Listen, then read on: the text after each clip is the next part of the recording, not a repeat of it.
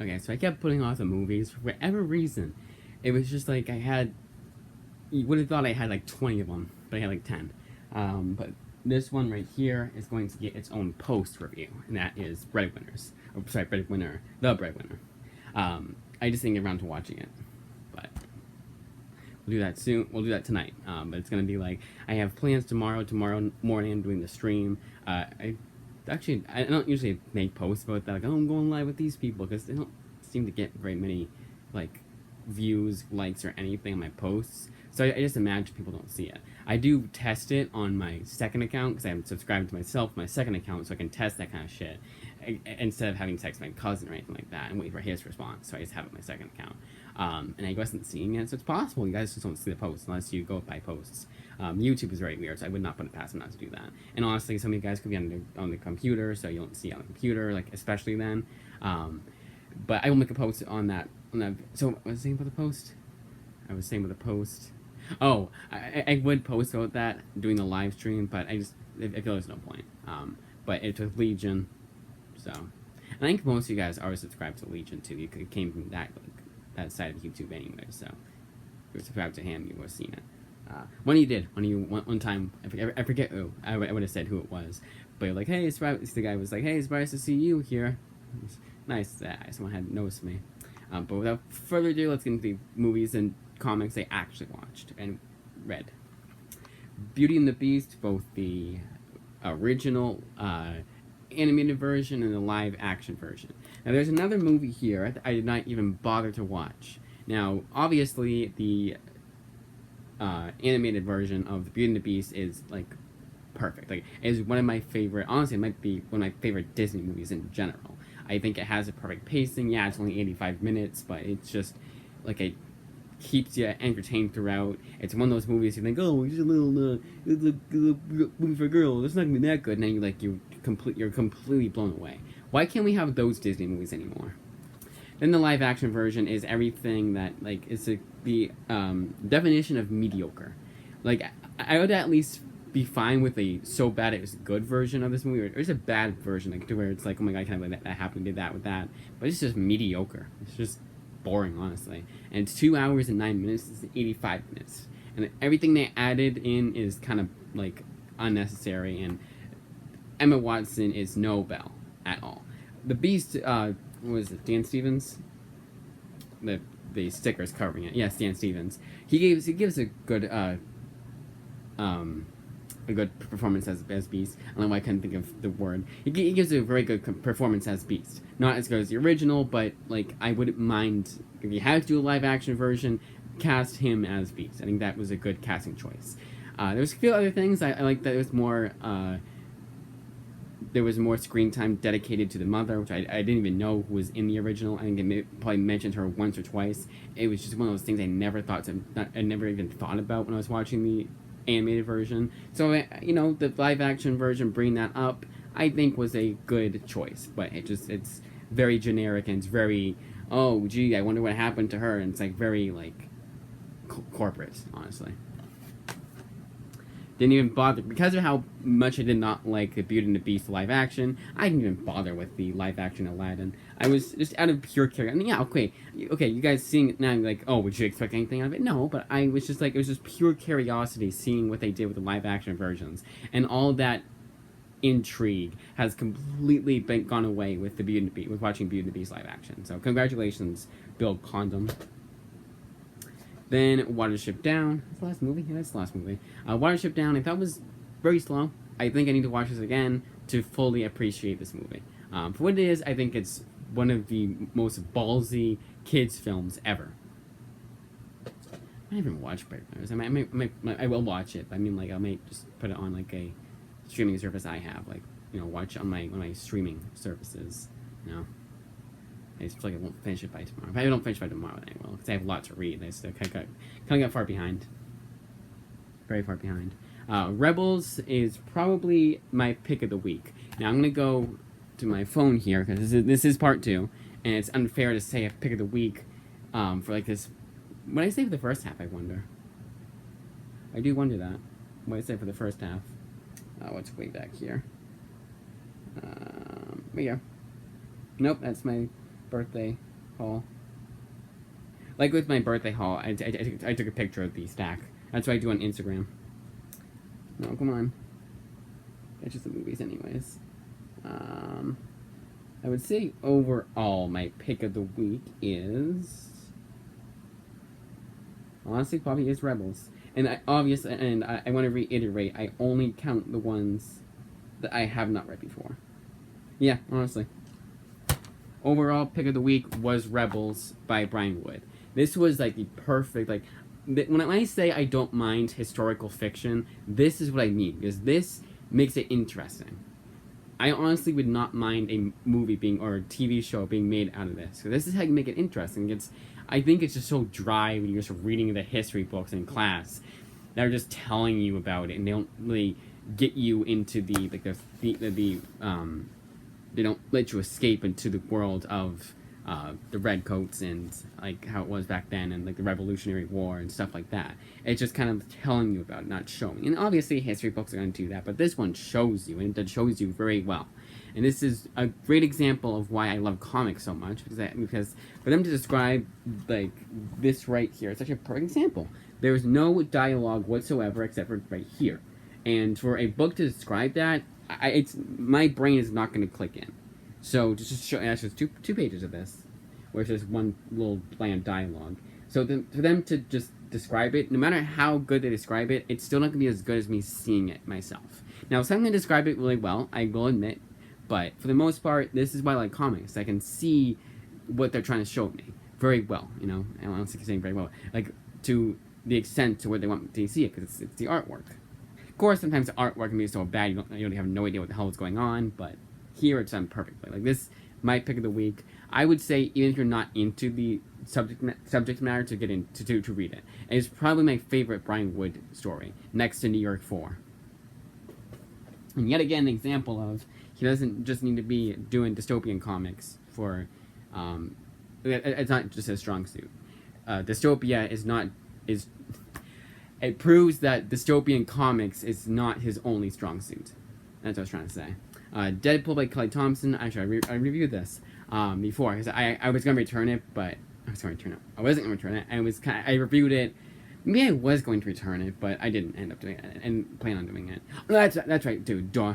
I was going to go on Saturday, but I went on Thursday instead to return the books. Or is it Wednesday? Whatever day I went instead. I went that day.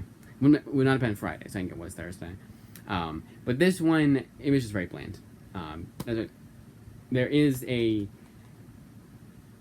issue here of Kelly Thompson's Deadpool. It's not collected in here, and that is a Nerdy 30, and that's just an anthology.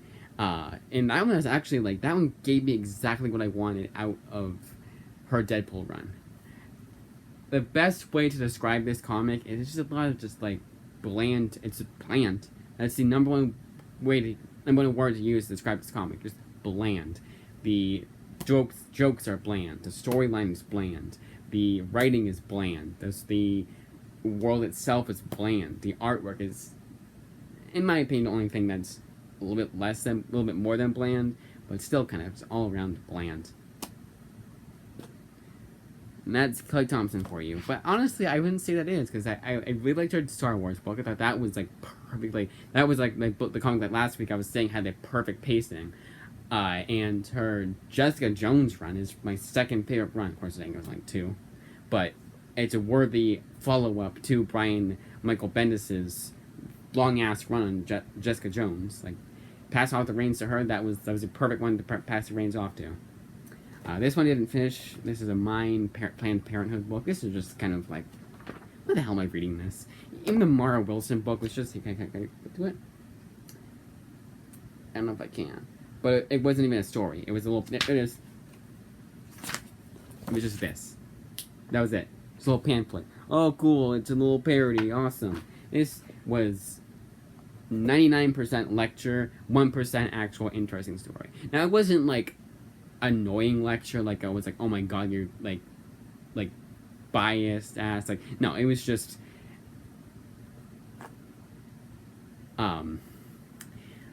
lots of train of thought completely there. It was just kind of like uninteresting. Like, honestly kind of bland. I didn't even stick around to see if what Vita Ayala wrote or what Gabby Guevara wrote for their stories. Like, nope, done. Walking Dead is my number one favorite Image book. And now those of you who are saying, "Oh, don't you like to buy them yourself? You really like them? You like to buy them yourself?" Yeah, even though the library has it, I bought myself. Did that with a lot of. I keep saying the same thing. I did that. I did it with a lot of them last month. Even though I don't. Even though I thought I did, but like looking at it, I'm like, I think I would say December if anything. The percentage is higher, and I think the number is higher too. Yeah, okay, I got 50. We said 56. 56 comics. 55, I would say, because I got the second copy of Couriers. I shouldn't really count. I didn't even count it. So 55 comics I got last month, and actually it was 10 less. It was 45 in December. But yeah, so the reason why I don't do that, I'm going to do this in December. I'm going to get Walking Dead myself, like all the compendiums and all the spin-off books in December, come Christmas time. The reason why that is because it's 4 of these, 2 Clementine spin-off books. Yeah, more based off of the Telltale series video games more than anything, but still want to get it. Then there's a not even written by Robert Kirkman, but still want to get it. Then there's the Here's Negan one, which I'll be getting next week from the library. And then there is the Rick Grimes 2000, which by December I will have read everything Walking Dead, because they have everything. I know they have at least the first volume of Clementine. I actually did I check to make sure? I wonder if I did that. I did. I did have it. But yes, Walking Dead, number one favorite comic from Image, and definitely top 5. Like, I would say number 3. So again, I'll reiterate that. Number 1 is Preacher, 2 is Sin City, 3 is Walking Dead, 4 is 4 is Wicked and Divine, and 5 is Transmetropolitan. 5 is Y the Last Man. Honestly, I could probably easily do a top 10 now, because there's so many comics that kind of like, oh no that, but so and going back to Walking Dead, I'll reiterate this just in case this is your first video of mine. This was one of those, I had not read Walking Dead since 2020, and if I have to do the 6-month rule, read a comic I really liked every 6 months, my local library, check that out again, every 6 months, and I forget a lot of what happened in those books, Walking Dead was like basically reading the whole entire series all over again. Sure, there were parts where I'd read it and I'd be like, now I remember, but a lot of it would be like, I completely forgot about that. I would say 40% of the series I completely forgotten about. Entire characters I'd forgotten about. I knew how it ended, and I was surprised when I was reading, I was like, without getting too much away, a character starts dating another character. And I was like, well, I know they end up with her at the end of the book, like at the last issue. So how does that work out? And it was kind of disappointing for me. I was kind of like, oh, that's how it pans out. Because Walking Dead is one of those like explosive comics to be expected to end explosively, and it really doesn't. But you know, it was all element a good ending too.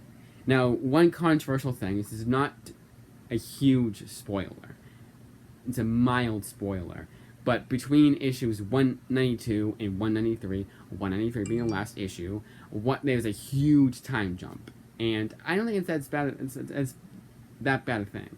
I think 192 ends where it should, and yeah, okay, and it kind of, like where's the conclusion to that storyline? I would argue it concluded, and they catch you up too. Like, they have certain bits of dialogue that catch you up. But it is kind of like a huge-ass time jump. I do not want them doing a 192.1 to .14 or anything like that. But I can understand both sides. I agree more with the it's not a big deal side than anything, but I can still understand like there's a huge time jump. But all around, like a perfect comic for me. Has a perfect pacing, and also there's another thing. I had said, oh, the comic ended here, and I remember not being that good for the last however many issues. I couldn't tell you where that happened, because each issue was just as good as the last one. Sure, the pacing was a little bit off on some issues, but overall, like, there was no, like, drop, like I thought there would be. Maybe it was because of how, like, fast-paced it was, and how, like, explosive, and this happened, it's like on the edge of your seat. I would say the last, like, 10 issues or so, are still that, but lesser still. Like, you can make the argument. I don't know. I can't get in that mindset at all because it was still engrossing throughout. Like there was no part where it just kind of lulled. So 10 out of 10, honestly. I can't do my out of 10 scores. I'm just half of them. I'll try next time. Maybe what I'll do is, I don't know. Try and keep them all. No, I can't do that. Especially not next time. Next time it'll be just you wait for when I show off the books. It might not be here because by the time I get the books, I'll probably be more than likely I will be at my grandmother's. It got pushed off the week. The guys keeping up with me with the floors being redone, so we have to get kicked out of the house. I'm gonna try and go on Wednesday if I can, because that seems to be when I have to wait. Hopefully Tuesday but it'd be good to go on Tuesday, but no promises. New 52. I'm getting half of them tomorrow. I'm not gonna show half of them. Kind of stupid. New 52 Future's End, Volume 1. They did have Volume 2. I still like this. This is this is a good example of, it gives me exactly what I'm looking for. I'm not expecting Walking Dead. I'm expecting New 52 isms all over the place, and that is what this book is. And for that, I honestly, in that regard, I give it a 10 out of 10. It kept my interest, not an actual 10 out of 10, but getting me what I want. Like if you want New 52, if you want everything that's, I wouldn't say bad, but everything that's tropey about New 52, it's in there. Like if you want to know what was so bad about New 52, read this book. It will entertain you in that way. And I wouldn't even say it's so bad it's good. It's just, honestly, it's entertaining. It's written by, like, every author here is very competent. You don't have any like Dan Didio's or editor-in-chief turned authors. And they're all 4 of them. 4? 5. Let's see. I think 4. Same author per 1, 2, 4. 4 authors. So, and all 4 of them are good. It's Brian Azzarello, Dan Jurgens, Keith Giffen, and Jeff Lemire. And all 4 of them are fantastic authors. Especially Brian Azzarello. Justice League of America by Brad Meltzer. A book that I was so glad to finish. This was a slog to get through. Maybe it's because of how good his Identity Crisis is, but this has terrible pacing. Like if Walking Dead has perfect pacing, this has terrible pacing. They're almost the exact opposite. The only upside to our one-shot issue, which was written by Brian Meltzer, I'll give you that. But then the other 2 were the 2 issues of Jeff Johns' JSA crossing over. So it was what was the issue called? It was issue 11 of this series. I'm not gonna say what the issue was called, but I'll tell the issue number. Honestly, it's a standalone issue, so just buy that one. It's the best out of the bunch. Then finally, The Filth. I've said it once, and I'll say it again. Grant Morrison is one of my favorite writers, and this is my favorite books of his. And it's just all over the place. It gives you exactly what you want for Grant Morrison. I don't think I need to say anymore. Like, if you like Grant Morrison, you've already heard about this book or read it before. So, I do not seem to say anything else. I would say it's a perfect book to read if you want to get into Grant Morrison, like really get into Grant Morrison and see if you'll like his stuff. There's a reprint coming out that's gonna be a paperback version of this. It won't be as tall as this, but it's affordable. It's $20 for 13 issues. It's a perfect price, honestly. One of the very rare times that DC is generous with their pricing. I'll double check things short because I don't want them to. I don't want. It could be Amazon's pricing. So The Filth. They sometimes they'll give you a. Freak It was the first thing to show up. Actually, honestly, the hardcover right now is $15, so just get the hardcover right now. There you go.